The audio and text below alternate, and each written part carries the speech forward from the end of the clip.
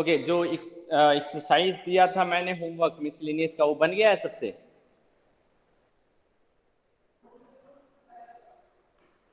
सृष्टि बन गया है?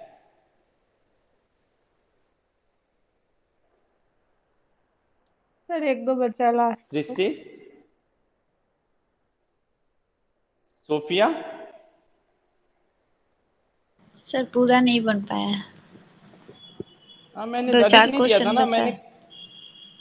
मैंने बोला था क्वेश्चन नंबर 4, 5, 6, 7, 10 तक ही बोला था। वहां तक बन गया 10 है। नहीं, 11 नहीं, 11, 12, 12 तक बोला था मैंने। 13 13, तक बन 13 गया भी है। बना। 13 तक बन गया है, ओके। चलो ठीक है। और श्रेया? श्रेया?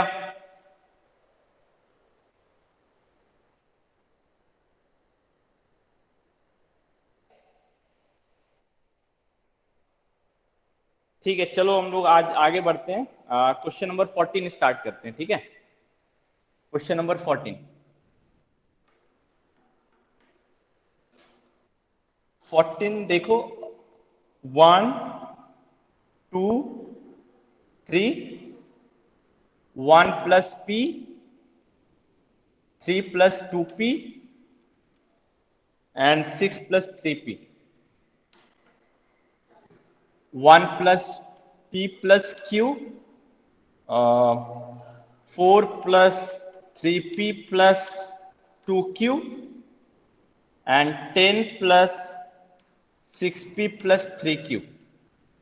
इसको हम लोग को 1 दिखाना है। देखो, ये जो क्वेश्चन है ना, अगर थोड़ा सा ध्यान दोगे, 1 मिनट में थोड़ा सा बोर्ड को और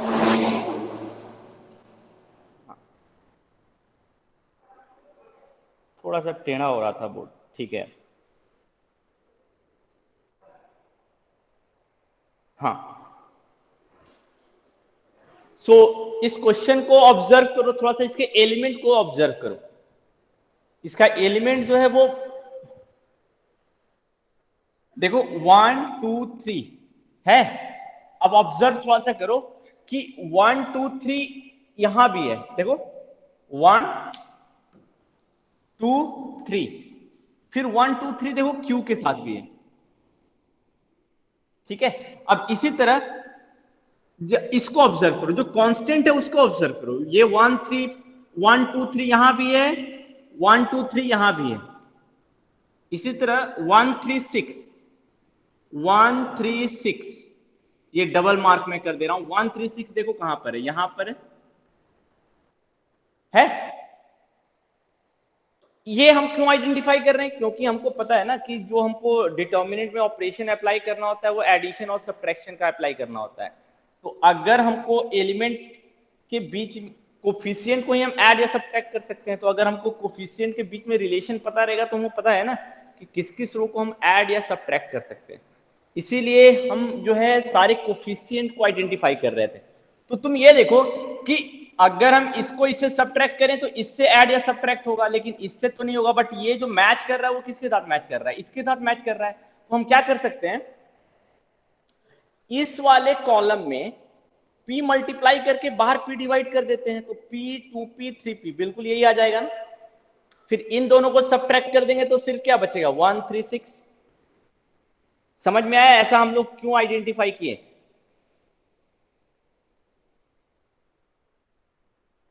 yes sir.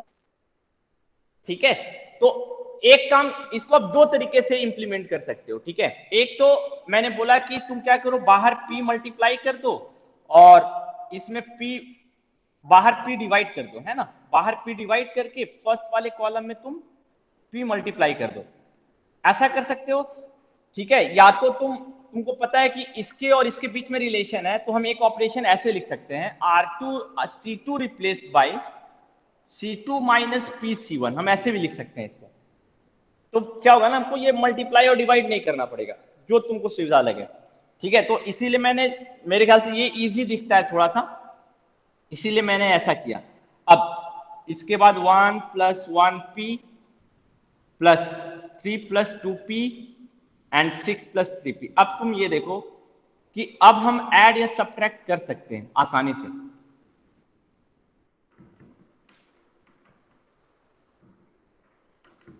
Six P plus 3q। अब हम देखो आसानी से ऐड या सब्ट्रैक्ट कर सकते हैं। इन दोनों कॉलम को अगर हम सब्ट्रैक्ट कर दें तो ये p 2p 3p हट जाएगा। तो हम यहाँ क्या ऑपरेशन लिख रहे हैं, c2 replaced by c2 minus c1। तो मेरा डिटर्मिनेंट क्या आ जाएगा, 1 by p, p 2p 3p 1 3 6 1 plus p plus q 4 plus 3p plus 2q 10 plus 6p plus 3q। कोई प्रॉब्लम इस वाले स्टेप में?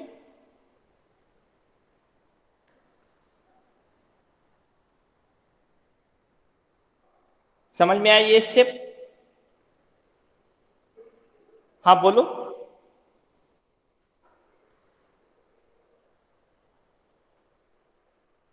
समझ में आया ना? Yes sir.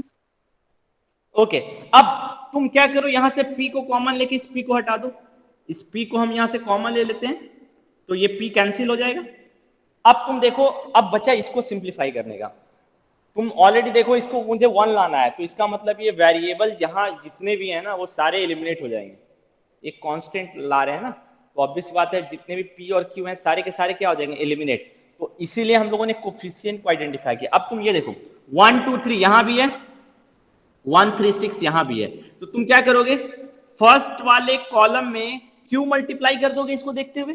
तो फर्स्ट वाले कॉलम में हम q मल्टीप्लाई कर देते हैं और बाहर q से डिवाइड कर देते हैं। तो ये बिल्कुल एग्जैक्टली इसके जैसा आ गया। और सेकेंड वाले कॉलम में p मल्टीप्लाई कर देते हैं और बाहर p डिवाइड कर देते हैं। अब तुम देखो ये वाला बिल्कुल ये बन गया, ये वाला बिल्कुल ये बन गया। अब क्या करोगे, C3 में से C1 और C2 का एडिशन सब्ट्रैक्ट कर दोगे तो ये पूरा का पूरा गायब हो जाएगा। तो मैं ऑपरेशन क्या लिख रहा हूं, C2 C3 replaced by C3 minus C1 plus C2, ये ऑपरेशन। तो ऑब्जर्व करो क्या आएगा, जब इन दोनों को ऐड करके इसके साथ सब्ट्रैक्ट करो तो P और Q कैंसिल हो जाएगा। इन दोनों को ऐड करके इसके साथ सब्ट्रैक्ट करोगे तो 3p और 2q गायब हो जाएगा। इन दोनों को ऐड करके इसके साथ सब्ट्रैक्ट करोगे तो ये दोनों गायब हो जाएगा। तो सिर्फ क्या बचेगा, 2 1 4 10। तो क्या लिखेंगे, 1 बाई पी क्यू डिटर्मिनेंट क्या आएगा, q 2q 3q p cp 6p और यहां बचेगा 1 4 10। ये मेरा आसान डिटर्मिनेंट हो गया ना। अब फिर से क्या करो, p और q कॉमन ले लो तो ये p और q कैंसिल हो जाएगा। तो क्या बचेगा, 1 1 1 2 3 4 3 6 10।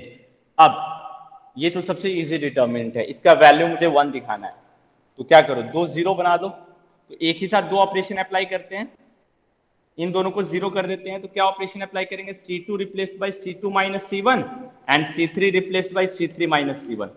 तो क्या आएगा, 1 0 0 2 3 1 3 2 7। एक्सपैंड कर दो इसके लॉन्ग, R1 के लॉन्ग। तो क्या आएगा, 7 माइनस 6 1 आएगा। Expanding along R1। इजी है, समझ में आया?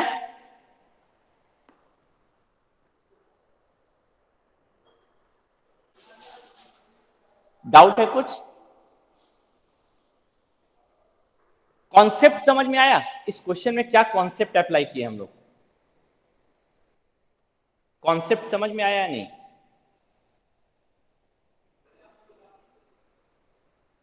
मेरी आवाज आ रही है?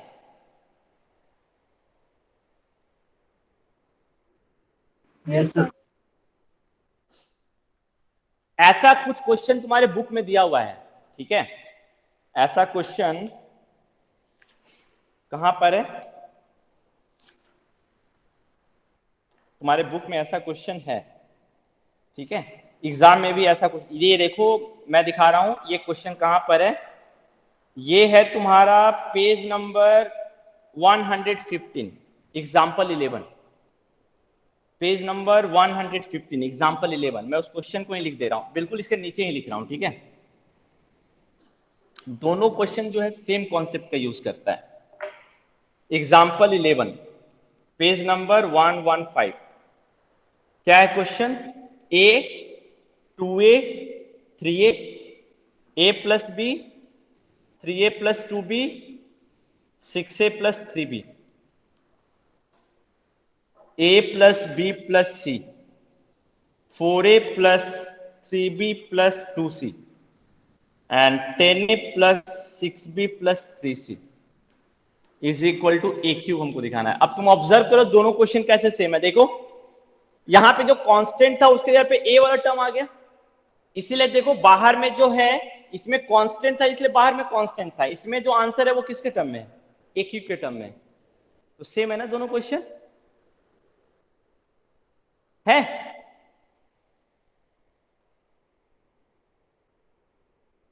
है या नहीं?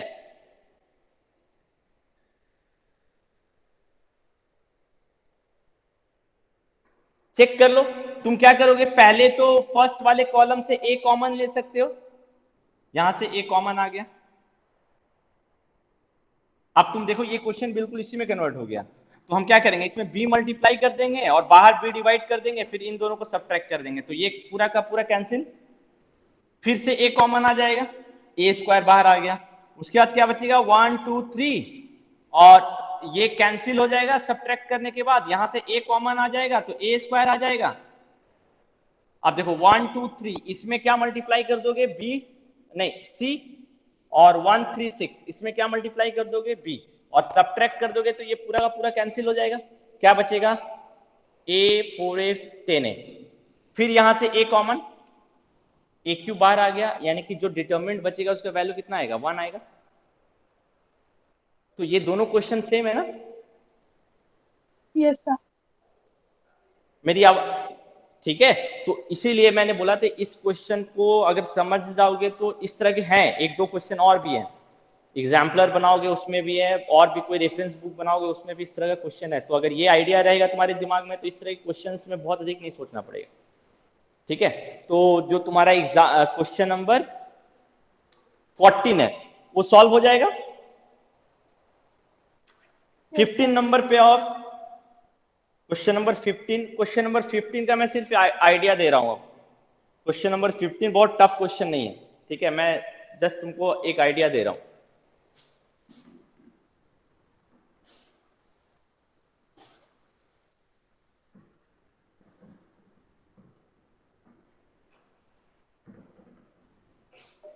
Question number 15,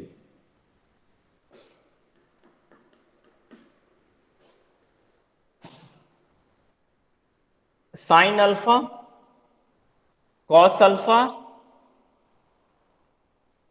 cos alpha plus delta sign beta cos beta plus delta sign gamma cos gamma plus delta, इसका वैल्यू हम लोग को 0 दिखाना है।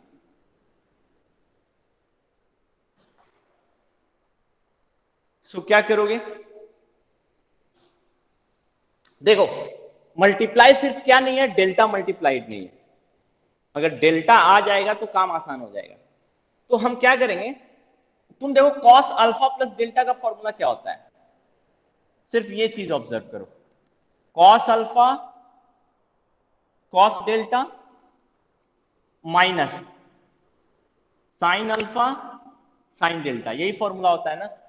तो तुम ये देखो यहां पे साइन है यहां पे कॉस है, तो हम इस वाले रो में कॉस डेल्टा मल्टीप्लाई कर देते हैं सब में, तो बाहर कॉस डेल्टा से डिवाइड भी कर देते हैं, इस वाले में सॉरी साइन डेल्टा मल्टीप्लाई कर देते हैं, और इस वाले में कॉस डेल्टा मल्टीप्लाई कर देते हैं, और बाहर कॉस डेल्टा से डिवाइड भी कर देंगे, तो साइन डेल्टा कॉस डेल्टा। अब तुम देखो यहां पे आ जाएगा साइन अल्फा साइन डेल्टा, ये वाला टर्म आ गया, कॉस अल्फा कॉस डेल्टा, ये वाला टर्म आ जाएगा।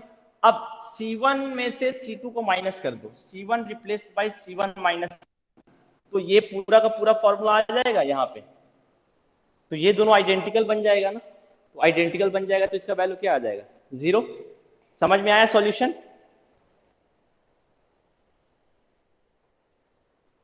सॉल्यूशन समझ में आया? Yes sir.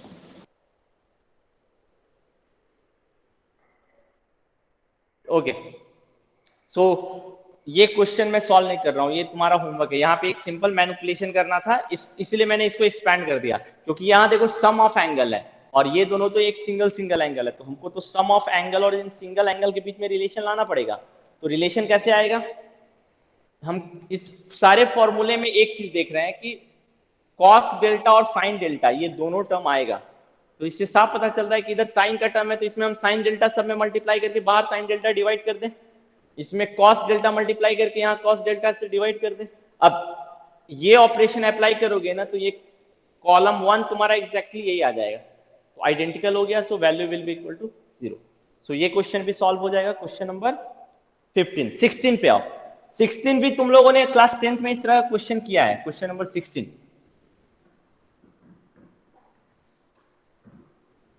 क्वेश्चन नंबर 16 देखो।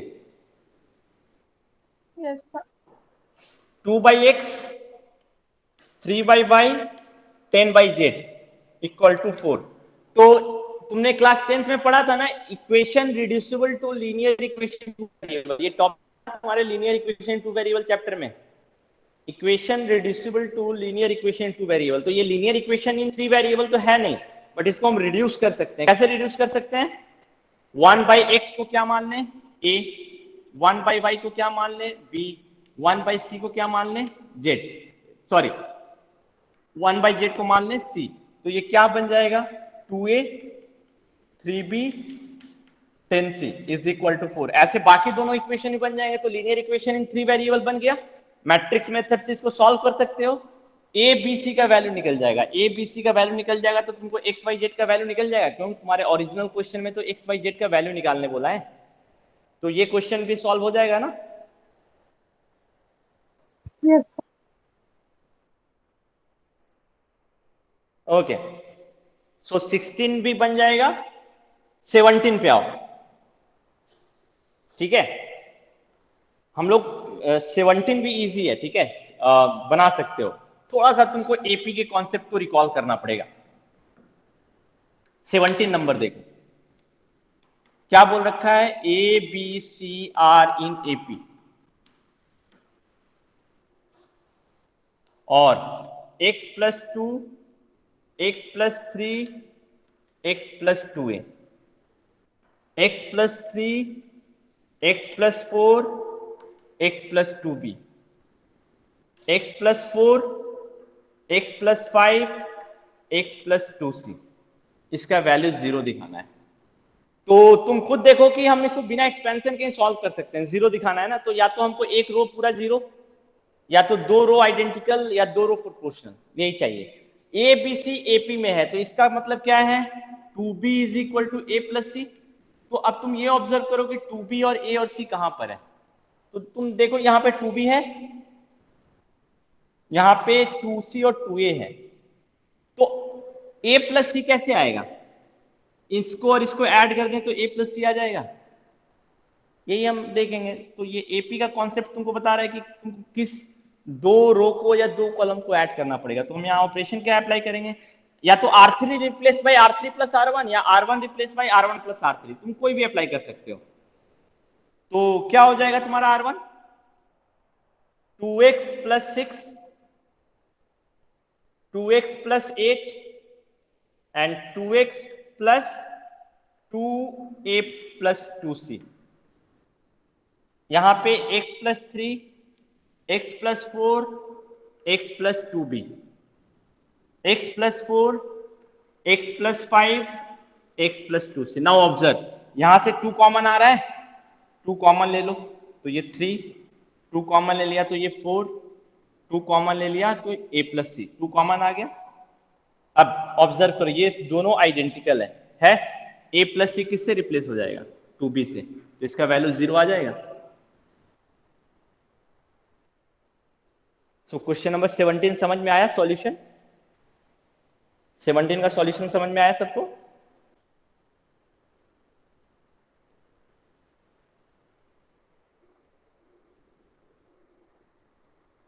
शुभम क्लास में हो ना? Yes sir. समझ में आया? Yes sir. Shivam? Yes sir. समझ में आया ना? हाँ सर। श्रेया?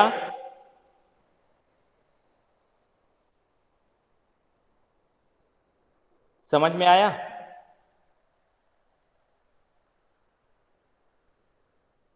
सोफिया?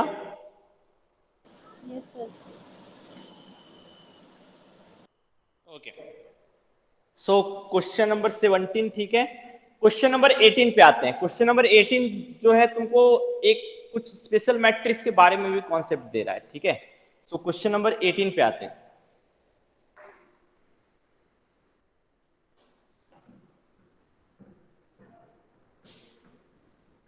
ये डायगोनल मैट्रिक्स के इनवर्स की बात कर रहा है।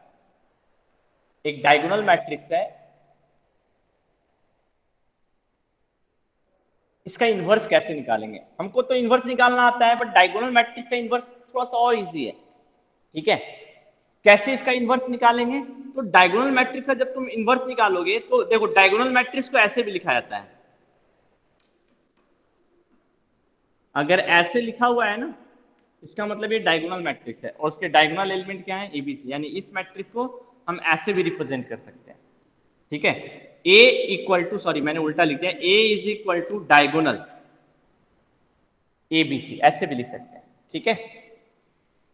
अब डायगोनल मैट्रिक्स का इनवर्स, अगर पहले तो डिटर्मिनेंट पे आओ। एक डायगोनल मैट्रिक्स का डिटर्मिनेंट क्या होगा, कोई बताएगा? Product of all diagonal. Product of all diagonal, समझ में आया? डायगोनल मैट्रिक्स का डिटर्मिनेंट निकालना बहुत टफ नहीं है। सारे डायगोनल का जो प्रोडक्ट है ना, वही डायगोनल एलिमेंट, डायगोनल मैट्रिक्स के डिटर्मिनेंट का वैल्यू होगा। यानी कि इसका वैल्यू सिंपली एबीसी। यानी कि यहां से एक चीज हम कंक्लूड कर सकते हैं कि एक डायगोनल मैट्रिक्स कब सिंगुलर मैट्रिक्स होगा? एक डायगोनल मैट्रिक्स सिंगुलर मैट्रिक्स हो सकता है या नहीं हो सकता है?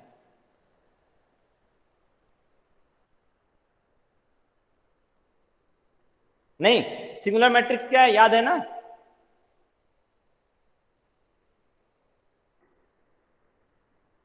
सोफिया? Yes, sir. क्या था सिंगुलर मैट्रिक्स? सिंगुलर मैट्रिक्स क्या था?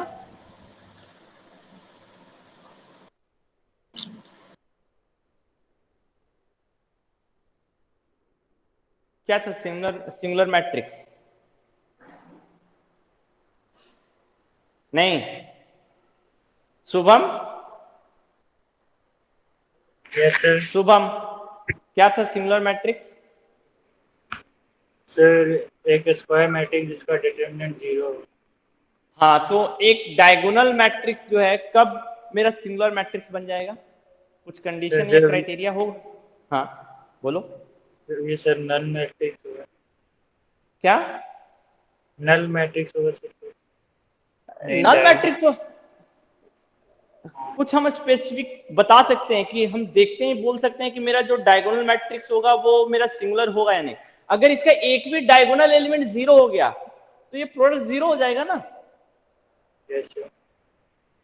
तो डायगोनल मैट्रिक्स सिंगुलर कब होगा? जब इसमें से एक भी डायगोनल एलिमेंट, एक डायगोनल एलिमेंट भी 0 हो गया तो जो मेरा डायगोनल मैट्रिक्स है वो सिंगुलर है। और अगर एक भी 0 नहीं है तो मेरा डायगोनल मैट्रिक्स नॉन सिंगुलर होगा, ठीक है।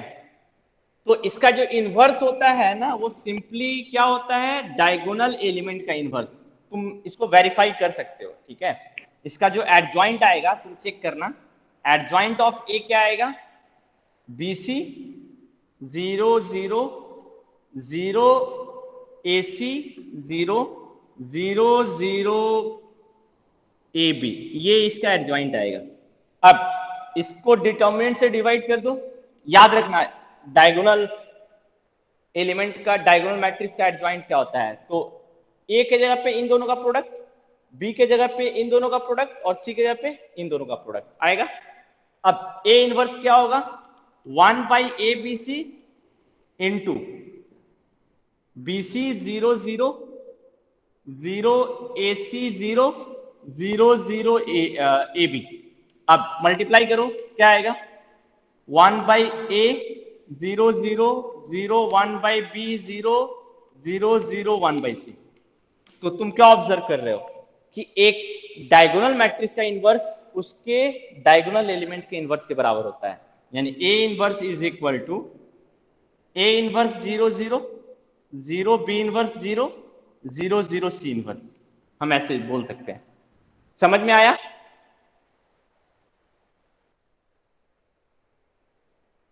सॉल्यूशन समझ में आया? ये याद रख सकते हो ना, एक डायगोनल मैट्रिक्स का एडजॉइंट क्या होता है और एक डायगोनल मैट्रिक्स का इनवर्स क्या होता है। 1 मार्क्स क्वेश्चन है, कोई सॉल्यूशन करने की जरूरत नहीं पड़ेगी, बट ये भी ध्यान रखना कि इसका एक भी डायगोनल एलिमेंट नॉन जीरो नहीं होना चाहिए। अगर जीरो हो जाएगा तो इनवर्स नहीं निकलेगा। क्यों? डिटर्मिनेंट तुम्हारा जीरो के बराबर हो जाएगा। तो डिटर्मिनेंट जीरो के बराबर हो जाएगा तो हम इनवर्स नहीं निकाल सकते। ठीक है, तो ये ध्यान रखना। अब तुम लोग को एक मैं होमवर्क दे रहा हूं, इसका इनवर्स क्या होगा। अगर यहाँ पे मान लेते हैं डी दे देते हैं, यहाँ पे ई दे देते हैं, यहाँ पे एफ देते हैं, जो अपर पार्ट है वो जीरो है, लोअर पार्ट जो है मैट्रिक्स का नॉन जीरो है, इसका इनवर्स क्या होगा तुम लोग मुझे निकाल के बताना। ये तुम्हारा होमवर्क है। इसको हम लोग बोलते हैं लोअर ट्रायंगुलर मैट्रिक्स, जिसका लोअर पार्ट नॉन जीरो है। इसी तरह इस मैट्रिक्स का इनवर्स क्या होगा ये भी तुम लोग मुझे बताना। A D E 0 B F 0 0 C, इसका इनवर्स क्या होगा ये दोनों तुम लोग मुझे निकाल के बताओगे। Find A inverse and B inverse. तो इससे हमारा काम आसान हो जाएगा ना। इस तरह के मैट्रिक्स का भी हम इनवर्स इजीली निकाल सकते हैं। इसका डिटर्मिनेंट क्या होगा, कोई जल्दी से मुझे बताएगा इन दोनों का डिटर्मिनेंट क्या होगा, जल्दी। डायगोनल का प्रोडक्ट, दोनों का डिटर्मिनेंट, हाँ डायगोनल का प्रोडक्ट ही होगा। ठीक है, हमेशा ध्यान रखना डिटर्मिनेंट ऑफ ए बी जो है तुम्हारा ए बी सी होगा, डिटर्मिनेंट ऑफ बी भी तुम्हारा ए बी सी ही होगा। ये ध्यान रखना। ठीक है, तो जो तुम्हारा क्वेश्चन नंबर 18 है वो सॉल्व हो जाएगा। 18 का आंसर निकाल लोगे। कौन सा ऑप्शन होगा 18 में, कौन सा ऑप्शन होगा?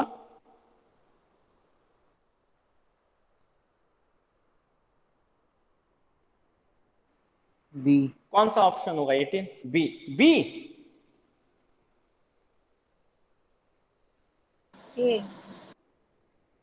ए होगा ना, ए होगा ना। ठीक है,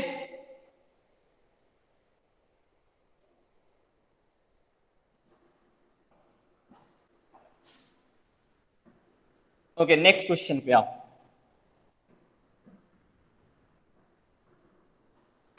एक मैट्रिक्स दे रखा है ए, तुमसे पूछ रहा है कि इसका डिटरमिनेंट किस किस के बीच में लाई करेगा।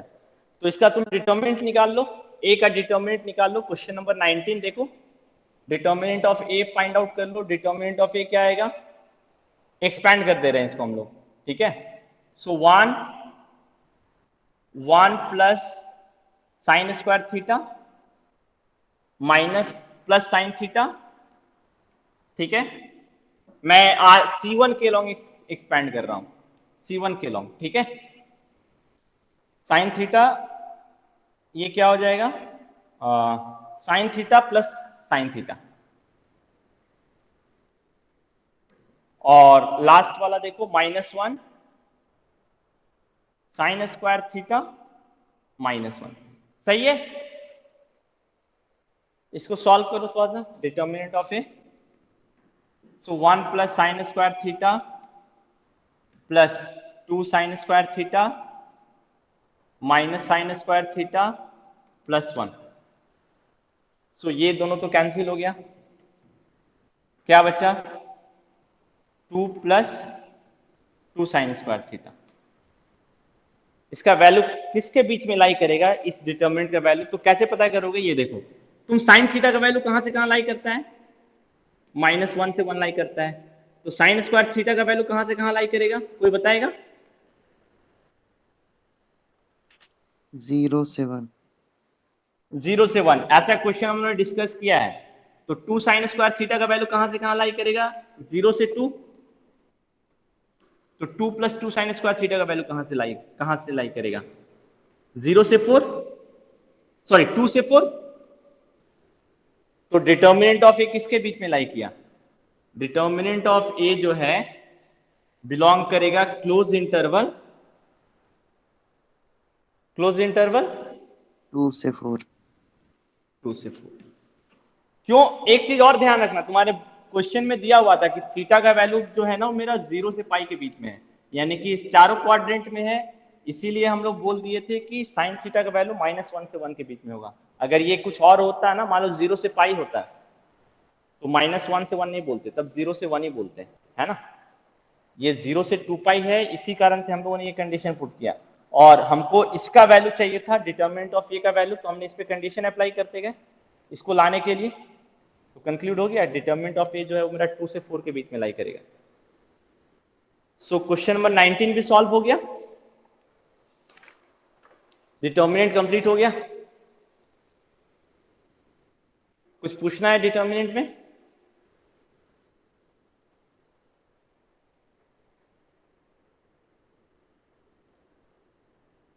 कुछ पूछना है? No sir. So determinant complete कर लोगे। कल हम लोग जो है कल से कैलकुलस स्टार्ट करेंगे,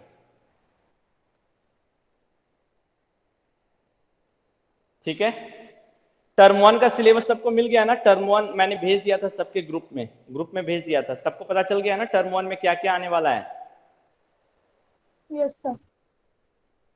ठीक है, तो उसके हिसाब से पढ़ो, ठीक है। हम लोग थोड़ा सा सिलेबस जल्दी कंप्लीट कर लेंगे, और बहुत सारा सिलेबस डिडक्ट भी हो गया है, हम लोगों ने अधिक पढ़ लिया है, ठीक है। जैसे एक्सपेंशन जो था वो हटा दिया सिलेबस से बाय यूजिंग प्रॉपर्टी, लेकिन हम लोगों ने पढ़ लिया, अच्छी चीज है, कोई दिक्कत नहीं है।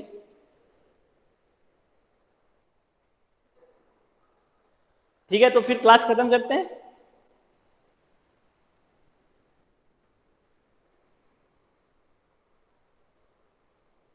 लीव कर सकते हो क्लास।